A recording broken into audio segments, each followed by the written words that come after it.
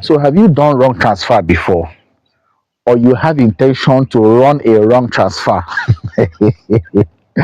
Yes, I say you have intention because some of you, when you are just initiating transaction, you will not check anything.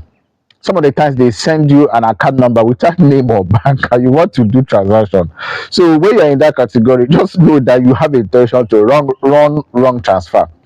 So what do you do when you run wrong transfer? You see, before that happens, because some of the times you don't know when it's happening. You may be in a haste, you want to run transfer, you don't know when you go and run it to another person.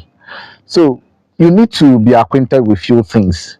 Number one thing that you need to be acquainted with is the channels through which your bank entertains complaints of wrong transfer. You can make complaints through your USSD, you can make complaints through your first mobile, and some, if not all banks, have this link that will take you to a portal where you can file your complaints. You fill some forms, e-forms online. As regard wrong transfer, see, you need to act swiftly.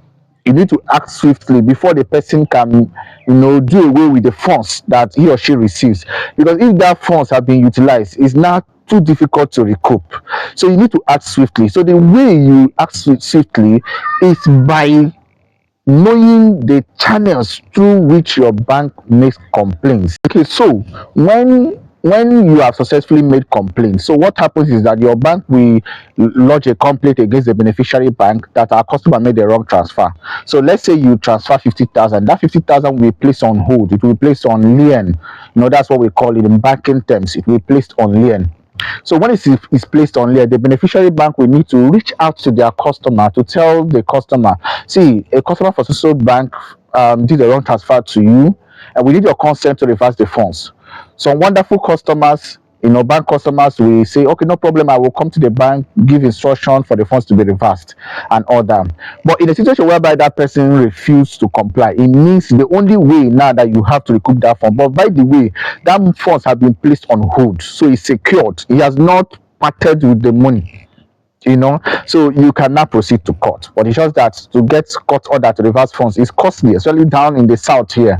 So, but if it is something that is less than what you spend in court procedures to get a court order, it means that you need to forfeit the money. So you need to be very careful. You need to be very. I've seen people transfer millions of naira, thousands of naira wrongly, and the one wey dey pay me say na no dey see my account to do this wrong transfer. So I beg. So these are the things you need to get acquainted with. Once you do wrong transfer, you need to act swiftly to make complaint.